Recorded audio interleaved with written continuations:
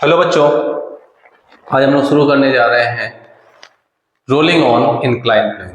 मैंने जो last video upload किया है रोलिंग ऑन हॉरिजॉन्टल प्लेन का किया है, तो उसी की नेक्स्ट सीरीज में लेक्चर नंबर 8 हमारा जो शुरू हो रहा है रोटेशन सीरीज में, that is the rolling on incline plane. तो हॉरिजॉन्टल प्लेन में रोलिंग के आपने केसेस पढ़ लिए थे, इंक्लाइन प्लेन में रोलिंग होने के लिए क्या रिक्वायर्ड है वो हमको देखना है। ठीक है, तो चलिए स्टार्ट करते हैं अपना topic rolling on incline plane. तो आप देख पा रहे हैं इंक्लाइन प्लेन है, इसमें कोई बॉडी रोल करेगी तो इसको कैसे एनालाइज करते हैं वो स्टार्ट करते हैं।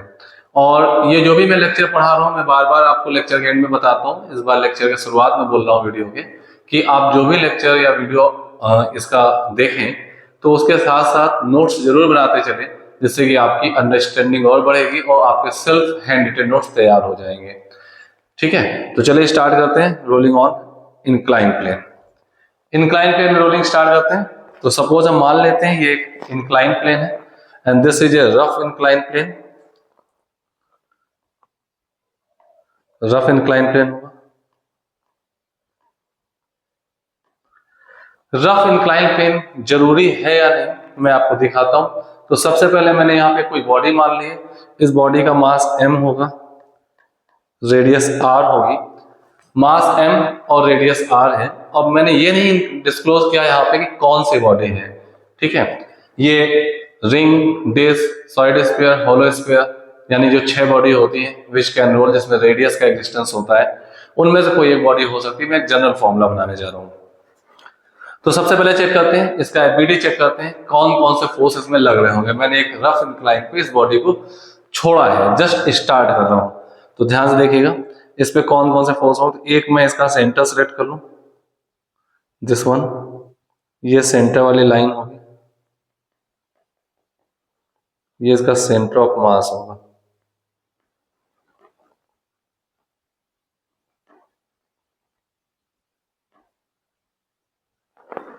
सेंटर ऑफ मास है। तो आप देखें सबसे पहले ये एक इंक्लाइन प्लेन के कांटेक्ट पर है, तो एक इसमें नॉर्मल रिएक्शन है तो लग ही रहा होगा दिस वन। ये इस पे एक नॉर्मल रिएक्शन लग रहा होगा,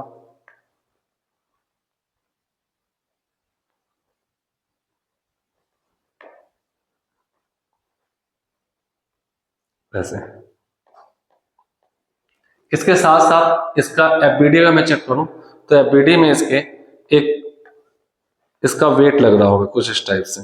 इस लाइन पे इसका एक वेट आएगा वर्टिकली डाउन, ऐसे mg। तो मैं mg के दो कंपोनेंट ब्रेक कर लेता हूं। दिस एंगल इज थीटा तो दिस आल्सो थीटा। mg का एक कंपोनेंट ये आ जाएगा mg cos theta, mg cos theta, and along the incline आ जाएगा mg sin theta, mg sin theta. एक अलोंग द इंक्लाइन आ गया mg sin theta, perpendicular to the incline आ गया mg cos थीटा। अभी इसमें ये दो फोर्स लग रहे थे, तो आप गौर से देखेंगे mg sin थीटा को के ही मैंने दो कंपोनेंट ले लिए, तो इसलिए मैं mg को यहां से कट कर देता हूं, क्योंकि मैं mg cos थीटा और mg sin थीटा उसके दो कंपोनेंट को यहां ट्रीट करूंगा। राइट, अब आप देख पा रहे हैं कि ये दोनों फोर्स ही, अब वैसे ये 3 दिख हो गए, मैंने mg के कंपोनेंट तोड़ दिए, mg cos theta, mg sin theta या m, ये तीनों ही इसके सेंटर पॉइंट O से पास हो रहे हैं, सेंटर ऑफ मास से। तो इन तीनों में से कोई भी इसको सेंटर ऑफ मास के अबाउट कोई टॉर्क नहीं दे पाएगा, तो ये रोटेट नहीं करेगा। कोई ऐसा फोर्स है ही नहीं कि रोटेट करे। लेकिन हाँ, ये बात कंफर्म है कि जो इसका mg लग रहा है, mg का कंपोनेंट mg sin थीटा, ये इसके सेंटर ऑफ मास को अलोंग द इंक्लाइन एक टेंजेंशियल एक्सीलरेशन तो प्रोवाइड करा ही देगा, टेंजेंशियल एक्सीलरेशन दे ही देगा। तो अब आप गौर देखेंगे, जब अभी आपने on the rolling horizontal plane एक रोलिंग का केस पढ़ा है, तो इसको टेंजेंशियल एक्सीलरेशन मिल गया बट कोई एंगुलर एक्सीलरेशन नहीं है, तो ये स्लिप मारेगा। ठीक है, तो बॉटम कांटेक्ट पॉइंट जो भी होगा मैं यहां दिखा रहा हूं, this one is bottom contact point, ये बॉटम कांटेक्ट पॉइंट है। सेंटर ऑफ मास पास एक एक्सीलरेशन डाउन द इंक्लाइन ए होगा, तो बॉटम कांटेक्ट पॉइंट पे आपका बैकवर्ड, क्योंकि एक फॉरवर्ड स्लिपिंग टाइप होगी। अगर आपने पढ़ा हो उसमें मैंने आपको फॉरवर्ड स्लिपिंग बताई है, नहीं पढ़ा तो आप मेरा पहले वाला वीडियो लेक्चर 7 देखिए। तो सेंटर ऑफ मास पास ए तो है, ये फॉरवर्ड डायरेक्शन है, आप इसको ऐसे कह सकते हैं, ये फॉरवर्ड डायरेक्शन है, फॉरवर्ड, और ये बैकवर्ड। तो ए है बट आर अल्फा इसके पास नहीं है, अल्फा है नहीं, तो ए ग्रेटर देन आर अल्फा की कंडीशन होगी, तो इसको फॉरवर्ड स्लिपिंग कहते हैं। और फॉरवर्ड स्लिपिंग अगर हो रही है तो फ्रिक्शन एक्ट करेगा बैकवर्ड, इसीलिए इस इंक्लाइन प्लेन का रफ होना जरूरी है। अगर इंक्लाइन प्लेन रफ नहीं हुआ तो इसको कोई भी फ्रिक्शन एक्ट नहीं करेगा, कोई रोटेट नहीं करा सकता, तो प्योरली स्लिप करते हुए नीचे आएगा, just like a sliding box. जैसे आप एक कोई बॉक्स टाइप की बॉडी रख लें, ट्रायंगुलर रेक्टेंगुलर बॉडी रख लें, तो उस टाइप से स्लाइड होकर क्यूब जैसा स्लाइड होकर नीचे आएगा। तो यहां पे इसमें फ्रिक्शन एक्ट करेगा up the incline, this one is friction, ये फ्रिक्शन एक्ट करेगा अप द इंक्लाइन, क्योंकि स्लिपिंग फॉरवर्ड है तो बैकवर्ड फ्रिक्शन एक्ट करेगा। मैं जस्ट लिमिटिंग कंडीशन के लिए सॉल्व करता हूं, लिमिटिंग कंडीशन।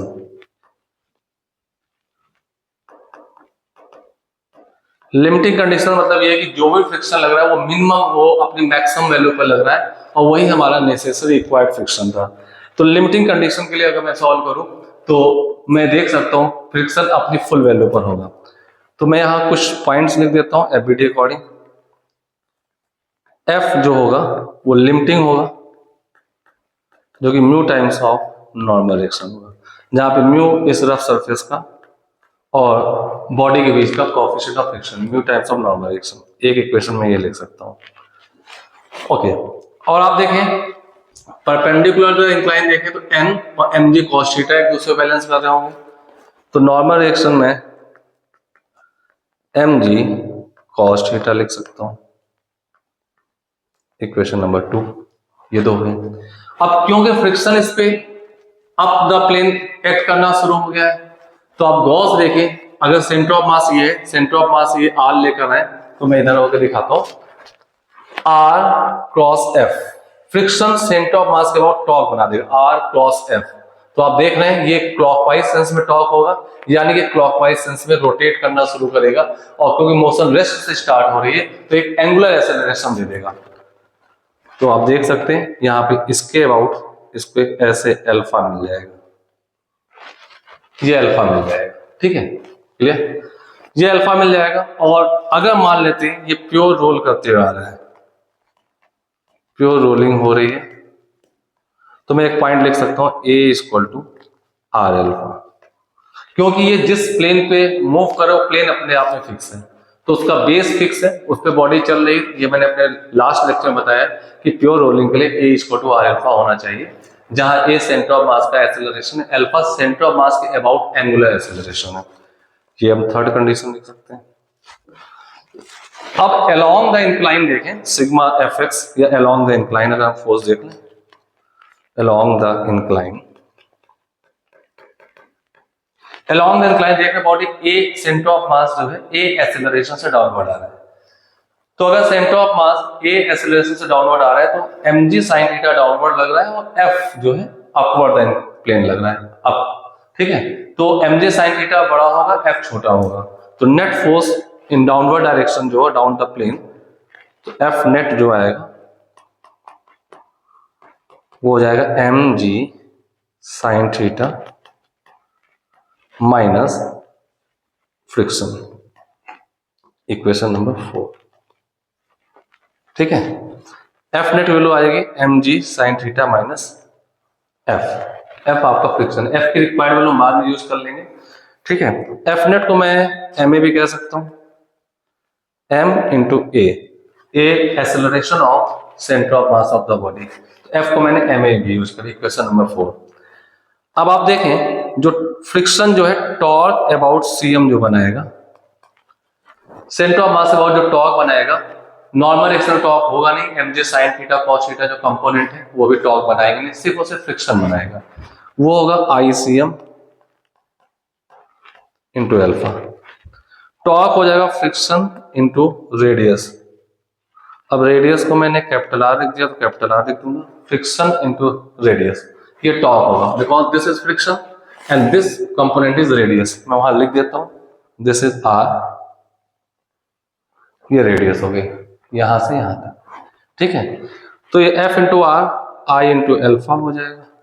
अब आपको पता है, क्योंकि यहां से आप देखें एल्फा को मैं ए बाई आर लिख सकता हूं, एल्फा को मैं ए बाई आर लिख सकता हूं, तो मैंने यहां पे ए बाई आर यूज कर दिया। ठीक है, तो यहां से आप देखेंगे फ्रिक्शन की आपके पास एक वैल्यू आ जाएगी, friction equal to I A by are square, equation number 5 मैंने ऐसा लिख दिया। पुटिंग ऑन इक्वेशन नंबर 4, इस 5 इक्वेशन को 4 पे रख दिया जाए। 4 इक्वेशन हमारे पास क्या लिखी हुई है, नेक्स्ट पेज में देख लेते हैं। M A equal to M ji sine theta minus F के प्लेस पर I A by are square, इसको ट्रांसफर कर दीजिए। M A plus I A by are square equal to M ji sine theta. इसको solve कर लेंगे, ए common ले लीजिए, तो ए की वैल्यू हमारे पास आ जाएगी एम जी साइन थीटा अपॉन, जब ए यहां से कॉमन लेंगे तो आप पास आएगा m plus I upon are square, वो डिवाइड में कर दीजिए, m plus I upon are square. ध्यान दें आई का मतलब आर ICM है, यानी बॉडी का सेंटर ऑफ मास के अबाउट मोमेंट ऑफ इनर्शिया है। इट इज फॉर्मूला, ये फॉर्मूला बहुत इंपॉर्टेंट है। ठीक है, आई ए बाई आर स्क्वायर। अब आप जैसा कि आप जानते हैं ए किसी भी बॉडी का, जैसे डिफरेंट बॉडीज है, ring, disc, solid sphere, hollow sphere and cylinder, इन सबका अपने मास और रेडियस के टर्म में मोमेंट ऑफ इनर्शिया के फॉर्मूले अलग अलग है। ठीक है, बट एक टर्म आपने पढ़ा होगा रेडियस ऑफ जाइरेशन, अगर आपने नहीं पढ़ा है तो हमारे वीडियो में जाकर देख लीजिए, वहां पे स्पेशली रेडियस ऑफ जाइरेशन का एक वीडियो पढ़ा हुआ है, क्या है, छोटा सा 10 मिनट का, तो उसको देख लीजिए। तो किसी भी बॉडी का मोमेंट ऑफ इनर्शिया एम के स्क्वायर भी लिखा जा सकता है, जहां के रेडियस ऑफ जाइरेशन होती है,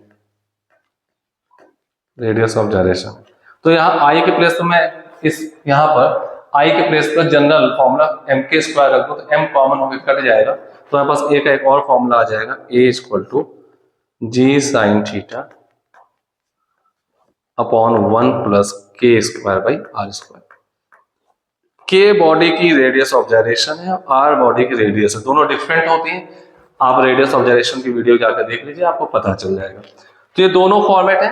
एक बार जेईई मेंस में ये फॉर्मूला ही डायरेक्टली पूछ लिया गया था, तो आपको पता होना चाहिए फॉर्मूला डायरेक्टली क्या होता है दोनों टर्म में, मोमेंट ऑफ इनर्शिया और रेडियस के टर्म में भी, और रेडियस ऑफ जाइरेशन और रेडियस के टर्म पे।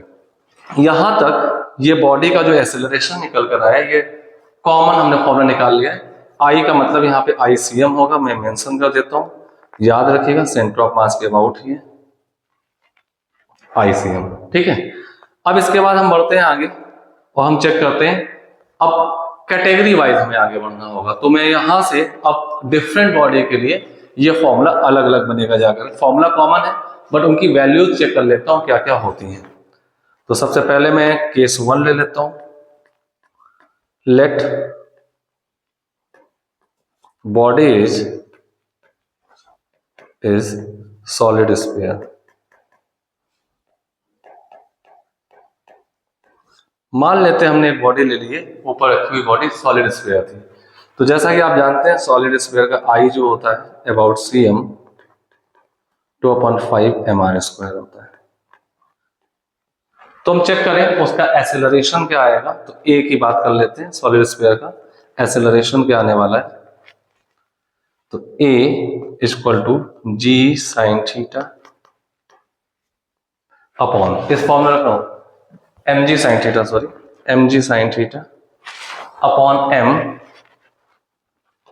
Plus 2/5 mr square upon are square. Solve करने पे आपको मिल जाएगा a equal to 5/7 g sine theta,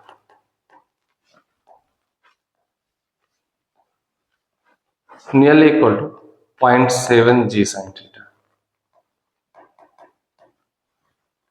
अगर आप कोई सॉलिड स्फीयर प्योर रोल करते हुए आ रहा है तो उसका एक्सेलरेशन ये होगा 0.7 g sin थीटा। ठीक है, अब आगे बढ़ते हैं। इक्वेशन नंबर आपके पास एक है फ्रिक्शन वाली, equation number 5, friction is equal to I A by are square. तो ए जो भी आया उसको यहां पे पुट करेंगे, फ्रिक्शन इक्वेशन नंबर 5 से friction is equal to I a upon are square. Friction था आपके पास mu N equal to I A by are square. Mu times of normal reaction था एम जी कॉस थीटा। अगर आपको नहीं दिख रहा है तो ऊपर मैं फिर से दिखा देता हूं, एम जी कॉस थीटा था, ये देखिएगा। फ्रिक्शन था mu times of normal reaction, मैं लिमिटिंग कंडीशन में बात कर रहा हूं, और एन था एम जी कॉस थीटा, तो फ्रिक्शन हो जाएगा mu times of M ji cos theta, वो मैंने यहाँ पे रख दिया हुआ है। इसको टू आई, आई है सॉलिड स्फीयर का 2/5 m are square into a आपने निकाल लिया 5/7 g sine theta into 1/r square. R square cancel out हो गया, एम जी से एम जी कैंसिल आउट हो गया, 5 से 5 कैंसिल आउट हो गया। यहां से म्यू की वैल्यू आएगी 2/7 टाइम थीटा। मैंने ये लिमिटिंग कंडीशन की बात की है, इससे इक्वल का रिजल्ट आ चुका है, बट रियलिटी ये होती mu should be greater than और equal to 2/7 of time theta. यानी कि अगर आपको कोई इंक्लाइन प्लेन फिक्स दे दिया गया, उसका एक certain fix angle of inclination है दिस वन, तो यहाँ पे फ्रिक्शन कितना हो, कोएफिशिएंट ऑफ फ्रिक्शन कितना हो कि सॉलिड स्फीयर प्योर रोल करते हैं, minimum requirement coefficient of friction की, तो वो प्योर रोल करते हुए आए।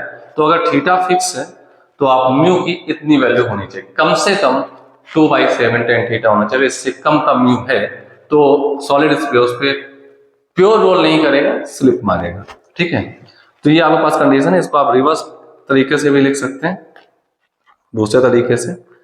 तो आप ये कह सकते हैं, अगर मान लेते हैं आपको म्यू फिक्स कर दिया जाए कि कोएफिशिएंट ऑफ फ्रिक्शन इतना है, तो इसका एंगल ऑफ इंक्लिनेशन क्या होना चाहिए, थीटा पूछे, तो इसको रिवर्स कर सकते हैं, tan theta should be less than और equal to 7/2 times of mu, ऐसा भी आप लिख सकते हैं। ठीक है, तो मैंने स्पेशली इतना जो केस आपके सामने सॉल्व किया है, ये है सॉलिड स्फीयर के लिए, जिसकी वैल्यू मैंने 2/5 एम आर स्क्वायर लगाई है। अब यहाँ पे 4 डिफरेंट केसेस बनते हैं। सॉलिड स्फीयर का एक केस हो गया, ठीक है, जिसकी ये वैल्यूज आपके पास आ चुकी है। अब मैं केस 2 होलो स्फीयर की बात करूं, होलो स्फीयर की, जिसका आई होता है 2/3 एम आर स्क्वायर। ऐसे लेकर सॉल्व करेंगे तो होलो स्फीयर के कुछ रिजल्ट्स आते हैं, वो रिजल्ट्स आपको पता होने चाहिए। होलो स्फीयर का सबसे पहले मैं ए की बात कर लूंगा, तो होलो स्फीयर का जो ए आएगा, होलो स्फीयर का जो ए आएगा आपके पास वो हो जाएगा 3/5 g sine theta, 3/5 g sine theta which is exactly 0.6 g sine theta. आपको सारी चीजें पता होनी चाहिए, मैं सॉल्व करके नहीं दिखा रहा हूं, ये सीधे रिजल्ट्स हैं, आपको पता होने चाहिए। और इसके लिए जो म्यू की कंडीशन आएगी होलो स्फीयर के लिए, म्यू जो आ जाएगा आपके पास वो आ जाएगा 2 शुड बी ग्रेटर देन और equal to 2/5 tan theta.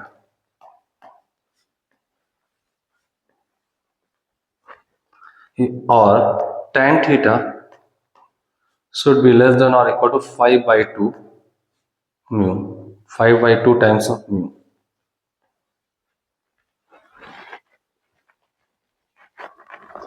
Case 3 मैं तीसरा ले लूं, मैं अगर डिस्क की बात कर लूं, डिस्क का आई होता है डिस्क का आई होता है 1/2 M are square, 1/2 M are square. Disc का आई 1/2 एम आर स्क्वायर होता है, तो इसका ए अगर मैं सॉल्व करूं तो ए की वैल्यू आपके पास आ जाएगी 2/3 G sine theta, 2/3 G sine theta. इसका मतलब है nearly equal to 0.67 G sine theta.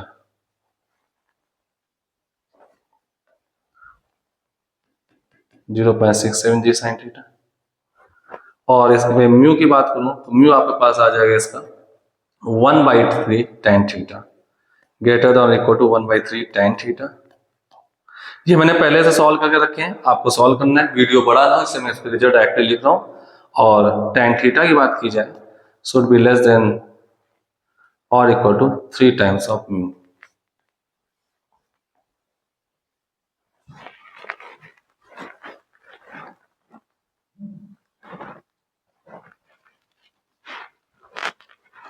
Next case 4, मैं रिंग की बात करूं, रिंग का आई होता है mr², रिंग का आई mr² होता है।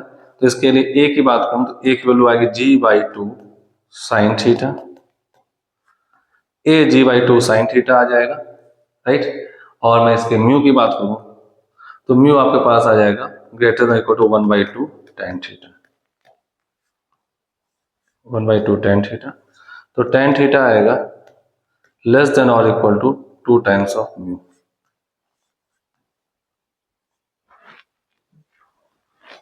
ठीक है, तो ये आपके पास 4 केस लिखे हैं। tan थीटा 3.5 टाइम्स है इसके लिए, इसके लिए tan थीटा 2.5 टाइम्स है होलो स्क्वायर के लिए, डिस्क के लिए 3 टाइम्स है और रिंग के लिए 2 टाइम्स है। तो ये सारे रिजल्ट्स मैं डायरेक्टली सॉल्व कर रखे थे, आपको पता होने चाहिए। ठीक है, तो मैंने एक्सट्रीम कंडीशन में की थी, इक्वल आंसर आया था, फिर उसके बाद मैंने उसमें लेस और ग्रेटर की कंडीशंस लगा दी हैं, राइट। अब आगे बढ़ते हैं। एक अच्छा सा प्रॉब्लम इसमें आता है। प्रॉब्लम ये है कि आपका किसी भी इंक्लाइन प्लेन से 4 different bodies, solid sphere, same point से होलो स्फीयर, सेम पॉइंट से रिंग या डिस्क और रिंग, इनको सेम इंक्लाइन से छोड़ा गया है, रेस्ट से एक ही प्लेस से छोड़ा गया है। इनमें से आपसे क्वेश्चन कहा जाता है कौन पहले पहुंच जाएगा। तो अगर मैं एक किसी एक का डायग्राम दिखा दूं यहां पर,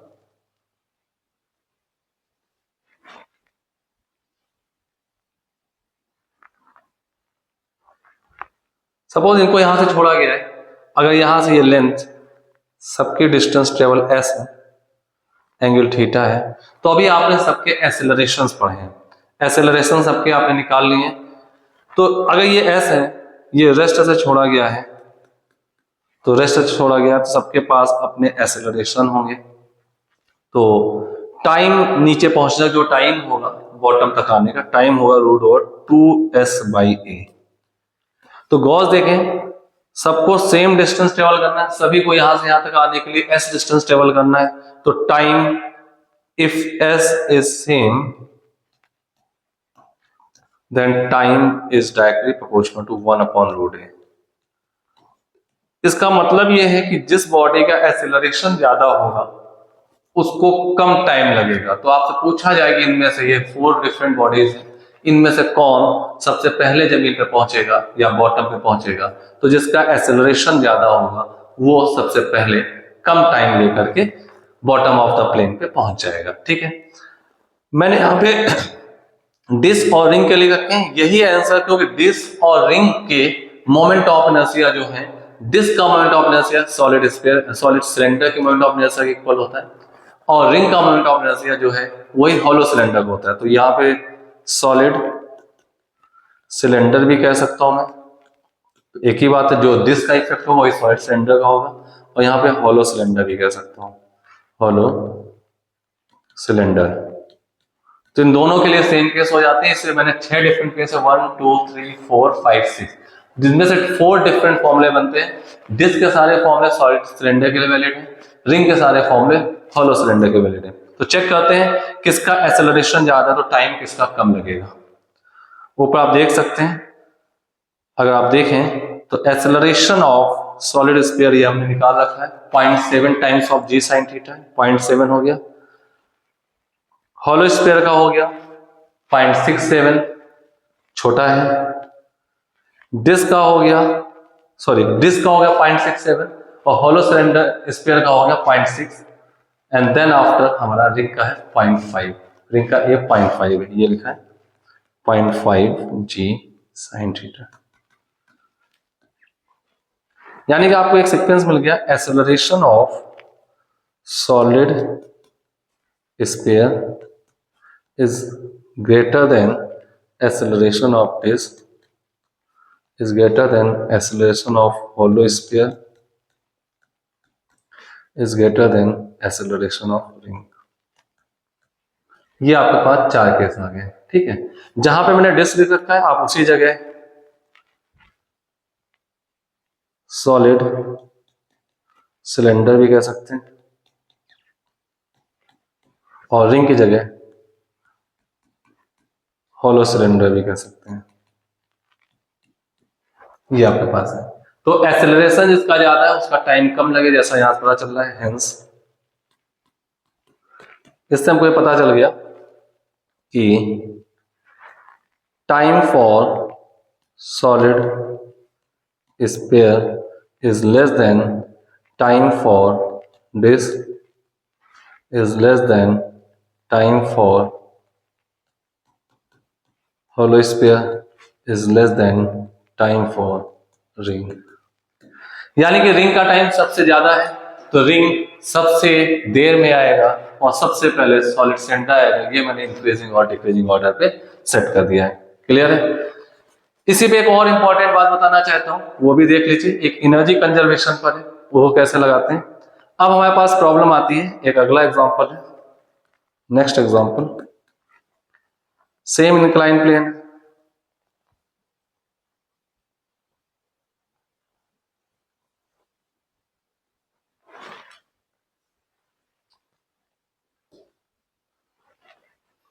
इसी इंक्लाइन प्लेन थीटा पर ये हॉरिजॉन्टल लाइन, हॉरिजॉन्टल प्लेन था, उस पर ये इंक्लाइन था। यहां पर मैं एक बॉडी रख देता हूं, कोई भी बॉडी हो सकती है,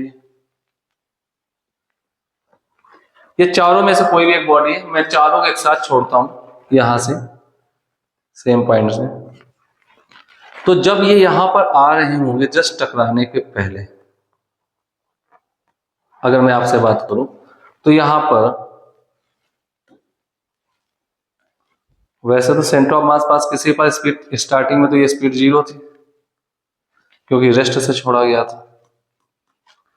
जब ये यहां पर आएंगे तो इनका सेंटर ऑफ मास की स्पीड v है, v is the speed of centre of mass, और आपको दे दिया गया sufficient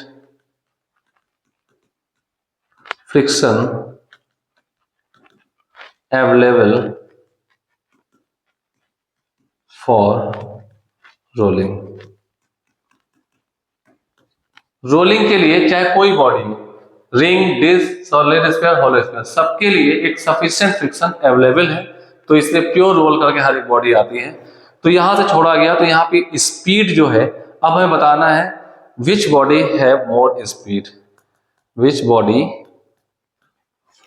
have more speed at bottom of incline plane.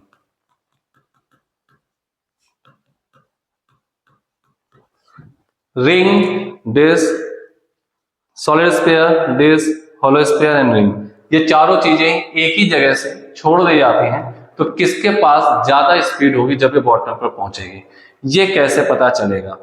तो सबसे पहले हमें यहाँ पर कंफर्म हो जाता है ये एक पॉइंट है सेंटर ऑफ मास का, तो अगर इस हाइट को मैं h मान लूं तो आप देख पा रहे हैं हर एक बॉडी ने का centre of mass h height नीचे आया हुआ है। तो सबने, क्योंकि प्योर रोल करते आ रहा है तो प्योर रोलिंग में फ्रिक्शन का कोई नेगेटिव वर्क नहीं होता है, तो प्योर रोलिंग के समय हम एनर्जी कंजर्वेशन लगा सकते हैं। तो हर एक बॉडी का centre of mass h height नीचे है, तो सबने अपनी gravitational potential energy h loss की है, ठीक है। और सबके पास यहाँ आते आते सिर्फ v ही नहीं होगा, अब मैं आपको सोल्यूशन पे बताऊं तो इसके साथ साथ प्योर रोल कर रहे हैं तो इनके पास एक ओमेगा भी होगा, और v इक्वल टू, सोल्यूशन में यहां लिखता हूं, इनके पास एक ओमेगा भी होगा और सॉल्यूशन में मैं कह सकता हूं V equal to R omega satisfied होगा।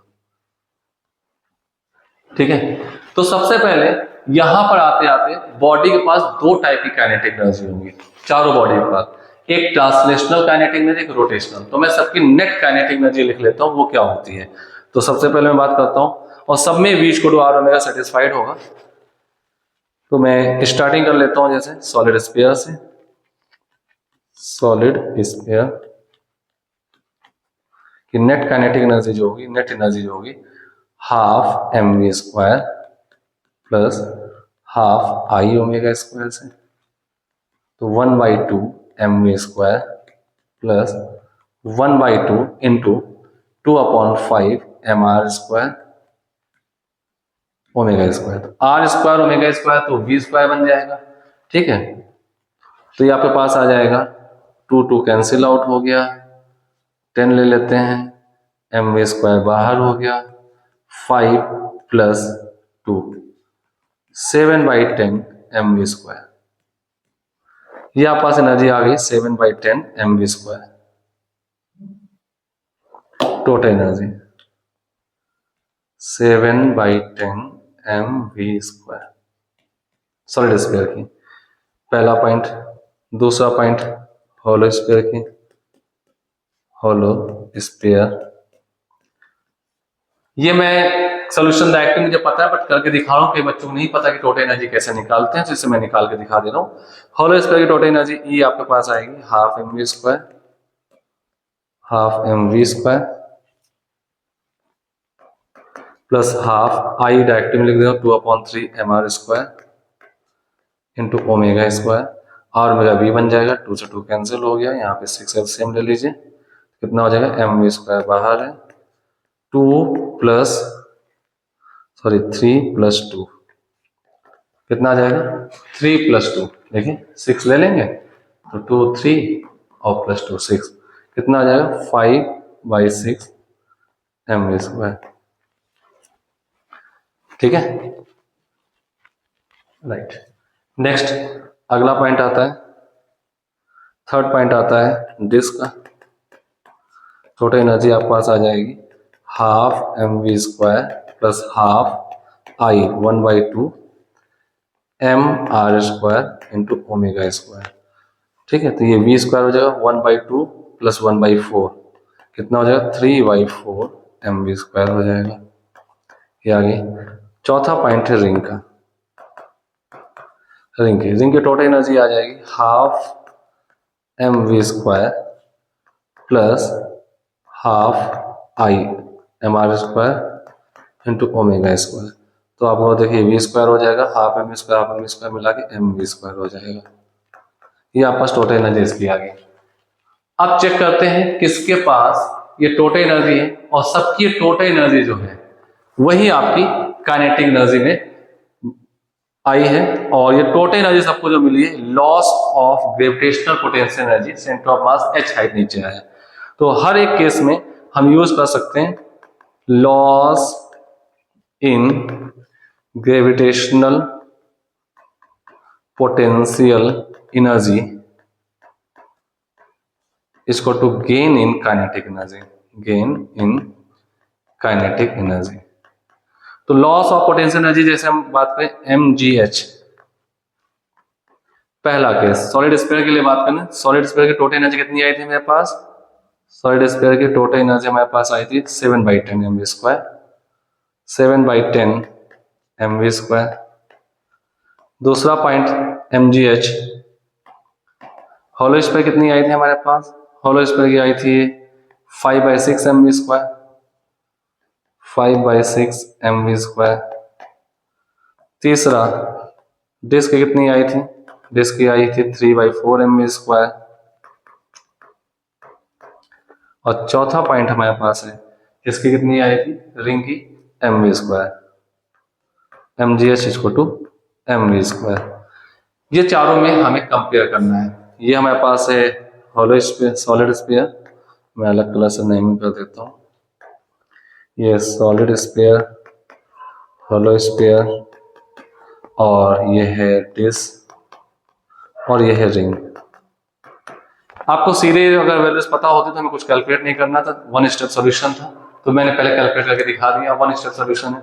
यहां से चेक करें तो गॉस देखें, एम से एम कैंसिल हो जाएगा, एम से एम कैंसिल हो जाएगा सब केस में।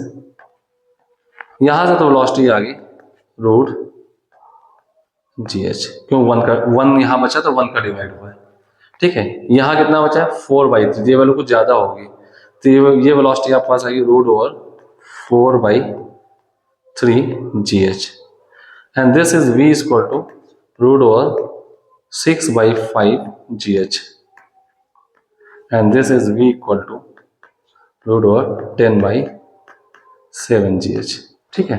तो अब इससे आप देखें कंपेयर कर सकते हैं किसकी स्पीड ज्यादा होगी, ठीक है। तो गौर देखें रूट GH में 1 का मल्टीप्लाई है, ये 1 से बड़ा है, लगभग रूट में 1.33 होगा, ये रूट में 1.2 होगा, ये 1.2 है, 1.33 है, और इसके अंदर देखेंगे तो 1.73 1.4, तो ये सबसे बड़ा होगा पहले नंबर पे, दूसरे नंबर 1.33 आ जाएगा, तीसरे नंबर पे 1.2 आएगा, चौथे नंबर पे ये, यानी कि स्पीड ऑफ सॉलिड स्फीयर सबसे ज्यादा होगी, उसके बाद स्पीड ऑफ डिस्क होगी, उसके बाद स्पीड ऑफ हॉलो स्फीयर होगा, और उसके बाद स्पीड ऑफ रिंग होगी। तो किसके पास कितनी ज्यादा स्पीड है, ये रिजल्ट हमारे पास आ चुका है, और it is also very important question. तो इंक्लाइन प्लेन में रोलिंग पे एक जो फंडामेंटल केसेस थे मैंने आपको बता दिए हैं, आप इस वीडियो को देखिए, सारे पॉइंट्स नोट करिए, काइनेटिक एनर्जी निकालना भी मैंने इसमें आपको बताया है, और आप अगले वीडियो के तैयार हैं। अब नेक्स्ट जो भी मेरा वीडियो आने वाला है उसमें ढेर सारे प्रॉब्लम कलेक्शन आपको मिलेगा, आप उन वीडियो को जरूर देखते रहें, और कमेंट जरूर करके बताएं कि आपने क्या सीख पाए और अभी आपको और क्या चीज समझ में नहीं आई है, जैसे कि मैं इमीडिएट उसका वीडियो बनाकर अपलोड कर सकूं। Okay, keep on watching, thank you.